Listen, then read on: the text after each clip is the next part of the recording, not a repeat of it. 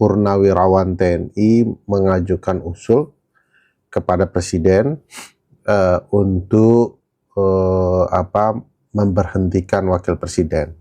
Kita bahas dan mudah-mudahan objektif saja. Pertama, usulan itu tentu saja salah tempat, lebih ke ruang yang mungkin bukan tidak paham, tapi ingin menyampaikan pesan saja kepada Presiden, ya, bahwa ada problematika dengan Wakil Presiden. Nah, pertama, kenapa itu tidak tepat? Karena menurut Undang-Undang Dasar 1945 Pasal 7A, memang harus coba dipahami pola pemberhentian Presiden dan atau Wakil Presiden, jalurnya tidak bisa melalui Presiden langsung, ya. Apalagi kalau topik kita bicara soal Wakil Presiden juga tidak bisa. Saya ingin coba bacakan pasal 7A Undang-Undang Dasar 1945. Bunyinya kurang lebih, Presiden dan atau Wakil Presiden dapat diberhentikan dalam masa jabatannya oleh Majelis Permusyawaratan Rakyat atas usul Dewan Perwakilan Rakyat. Jadi atas usul Dewan Perwakilan Rakyat, bukan Purnawirawan TNI. Baik apabila terbukti telah melakukan pelanggaran hukum berupa pengkhianatan terhadap negara, korupsi, penyuapan, tindak pidana berat lainnya, atau perbuatan tercela, maupun apabila terbukti tidak lagi memenuhi syarat sebagai Presiden dan atau Wakil Presiden. Dia ada dua, ya, usulnya melalui DPR dan berkaitan terkait dua hal. Satu, telah melakukan pelanggaran hukum berupa satu, pengkhianatan terhadap negara, korupsi, suap, tindak pidana berat lainnya, dan perbuatan tercela, dan atau tidak lagi memenuhi syarat menjadi Wakil Presiden. Syarat mengenai Wakil Presiden ini terdapat di pasal 169 huruf Q, ya, Undang-Undang Pemilu. Nah, kalau dibaca di syarat menjadi Presiden dan atau Wakil Presiden itu ada syarat usia. Nah, di sini memang diperdebatkan kalau dikaitkan dengan putusan Mahkamah Konstitusi, ya, dalam skandal paman, ya, Usman dan Gibran, yang sudah tempo hari kita bicarakan panjang lebar soal problematika itu. Nah, bagi saya, meskipun seseorang salah, tentu pedomannya harus tetap hukum, ya. Jadi kalau mau mengusulkan Wakil Presiden diberhentikan pada masa jabatannya, harus atas usul DPR. Jadi Purnawirawan tidak menyampaikan kepada Presiden saja mestinya, tapi juga menyampaikan kepada DPR untuk DPR menindaklanjuti dalam bentuk usul DPR. Nah, usul DPR itu kalau kita cermati, ya, harus dihadiri oleh, untuk dapat paripurna, ya, harus dihadiri 2/3 jumlah anggota dewan, dan dari yang hadir itu setuju untuk mengadakan impeachment, atau ya, menggugat Wakil Presiden sebanyak 2/3 dari anggota yang hadir.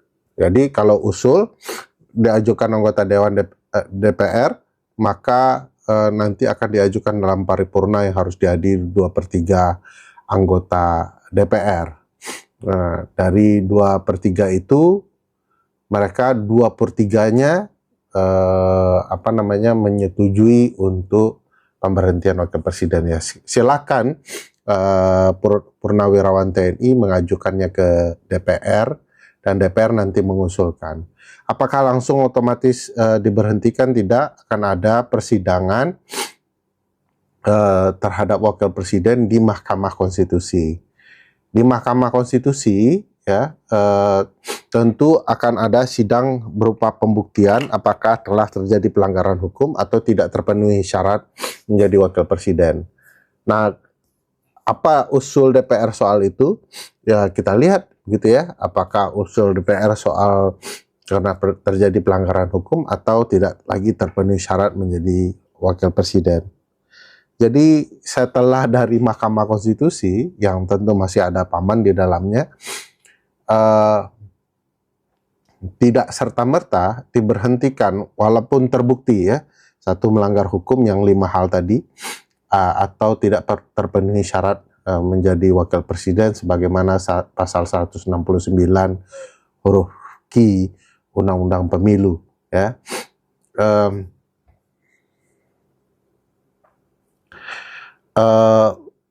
Tidak serta-merta karena setelah diputuskan MK terbukti melakukan pelanggaran hukum atau tidak terpenuhi syarat, maka dengan sendirinya akan dibawa kembali kepada DPR.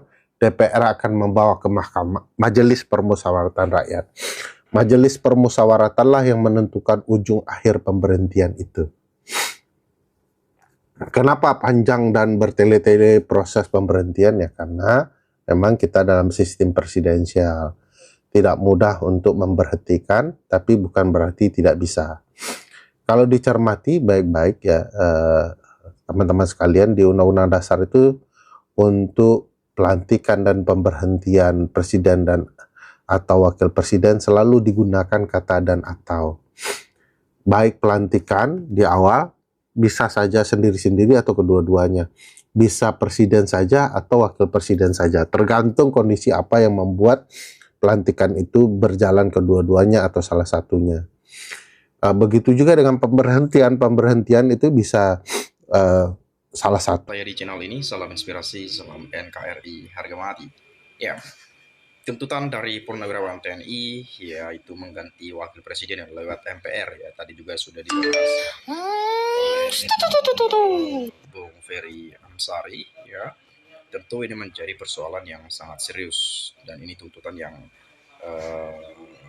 serius juga untuk ditanggapi, dan kita tidak tahu bagaimana nanti ke depan, apakah tuntutan ini benar-benar terjadi atau hanya sekedar tuntutan yang tidak dianggap oleh pemerintah atau untuk lembaga terkait. Tapi kita berharap ya apapun yang terjadi semua demi kebaikan bangsa dan negara. Dan bagaimanapun ini dari para purnawirawan TNI yang bukan abal-abal, yang bukan kaleng-kaleng, dan tentu berdasarkan kajian yang sudah dilakukan. Nah, di sini saya coba lihat dari Subroto misalnya, selama Gibran tidak diganti, Indonesia akan ruwet terus karena dimulai dari awal yang melanggar hukum.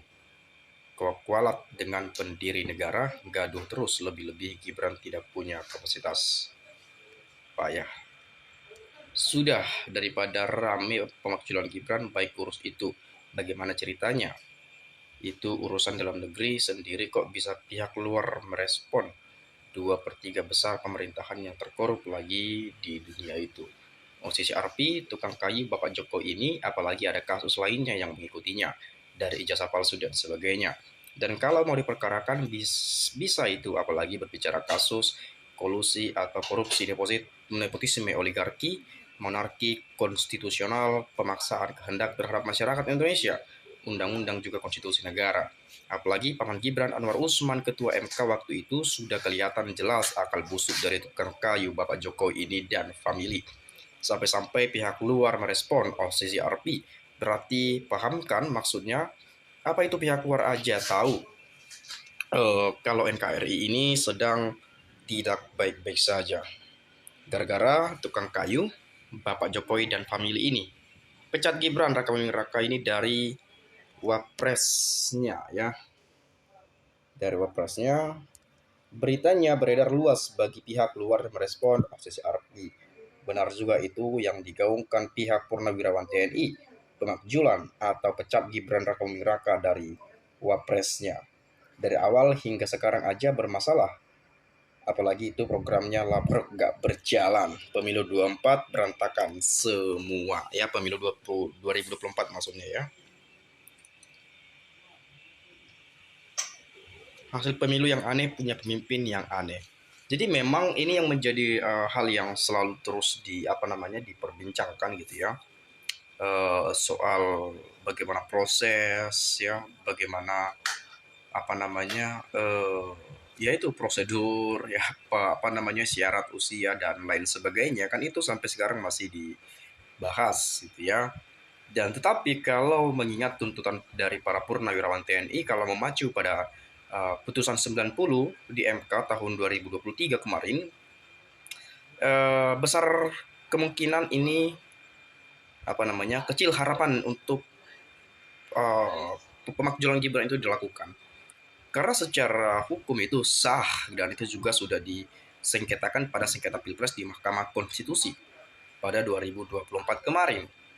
Tetapi kalau ada hal-hal yang mungkin mendorong Gibran untuk diberhentikan atau mungkin Gibran pernah melakukan perbuatan tercela, korupsi atau hal-hal yang lainnya yang memang memungkinkan Gibran itu bisa dimakzulkan, ya it's okay, bisa-bisa saja dan sah-sah saja. Tetapi kalau memacu pada putusan 90 soal usia itu, ya kecil kemungkinan itu bisa dimakzulkan ya. Dan itu sering sekali juga saya dengarkan dari penyampaian berbagai pengamat politik dan para politisi dan juga para pakar hukum tata negara kita. Kemudian nggak ada instrumen hukum yang bisa dipakai untuk mengganti Gibran. Mau dicari-cari nggak akan ada Gibran tetap wapres yang sah. Mungkin para pembenci ya, pembenci Gibran yang ora aki aku yang sudah bau tanah karena keluarga anak mereka tidak masuk kabinet, makanya bikin resah masyarakat. Semakin diserang, semakin banyak yang mencintai, itulah Jokowi sang master ulung politiknya Indonesia. Makasih para pembenci. Sebetulnya kita bukan benci juga, kita bukan tidak suka, kita harus fair di sini mengatakan bahwa ya kita lihat apa yang disampaikan oleh Pak Jokowi misalnya, bagaimana secara logika, meskipun kita sebagai orang awam terhadap hukum, pasal-pasal dan seterusnya, tetapi kita punya logika yang mungkin bisa berpikir bahwa oh ini seharusnya tidak dilakukan oleh seorang pemerintah pada saat itu Pak Jokowi sebagai presiden ya, pada kontestasi pemilu Pilpres 2024 lalu. Netralitas seorang pemerintah, seorang kepala negara, seorang presiden itu ya terlihat sangat tidak ada, dan cenderung kita melihat bahwa itu memang betul-betul berpihak pada salah satu kandidat juga, dan bahkan secara terang-terangan berkampanye. Dan sampai beliau memprint ya, nggak tahu siapa yang disuruh ngeprint, tapi dibacakan presiden boleh loh berkampanye, boleh memihak. Padahal tidak diteruskan pasal-pasal yang lainnya di bawah-bawahnya itu ya. Kemudian yang terakhir, kuncinya di Presiden Prabowo. Jika Prabowo mau perintahkan polisi atau bareskrim untuk mengusut pemilik akun kasus Fufu Fapa, maka tidak sampai 2 hari akan terungkap atau terbukti ternyata benar pemiliknya adalah Gibran, di mana di dalamnya penuh dengan aneka celaan, hinaan, hasutan, atau dan lain seterusnya. Termaksud celaan hinaan kepada Presiden Prabowo yang merupakan bukti perbuatan tercela yang memenuhi syarat untuk proses impeachment ya, atau pemakzulan pemecatan Wapres Gibran, dan saya yakin akan didukung oleh mayoritas anggota DPR dan DPD. Jadi sekarang pertanyaannya adalah apakah Presiden Prabowo mau atau berani atau akan terus-menerus menutupinya. Jika Presiden Prabowo tidak mau berani, maka itu berarti beliau merupakan anteknya dan tersandra oleh Mulyono. Ya kita nggak tahu juga karena pernah Pak Prabowo Subianto sebagai Menteri Pertahanan Republik Indonesia di era Presiden Joko Widodo. Tapi ya saya rasa nggak adalah ke sana ya. Tetapi ya, kuncinya juga kepada Prabowo Subianto. Kalau sudah setuju mungkin misalnya bisa saja kalau kita melihat Kimplas hari ini, ya bagaimanapun pasti ya memihak kepada Presiden Prabowo Subianto, tegak lurus pada Presiden Prabowo Subianto. Dan kemudian ketika MPR menyetujuinya, maka dibawakan ke MK, lalu ke DPR, lalu rapat ya, sidang paripurna akan digelar. Dan nanti ya bisa saja Presiden Prabowo memilih 2 nama untuk diajukan ke MPR agar nanti dari salah satu kedua orang tersebut akan mendampinginya dan menggantikan Gibran Raka Buming Raka. Mungkin teman-teman punya pendapat lain, silahkan sampaikan di komentar pada video ini. Saya minta maaf kalau ada penyampaian ucapan dan kata-kata yang tidak menyenangkan. Sekali lagi, terima kasih saya ucapkan. Salam inspirasi, salam NKRI, harga mati.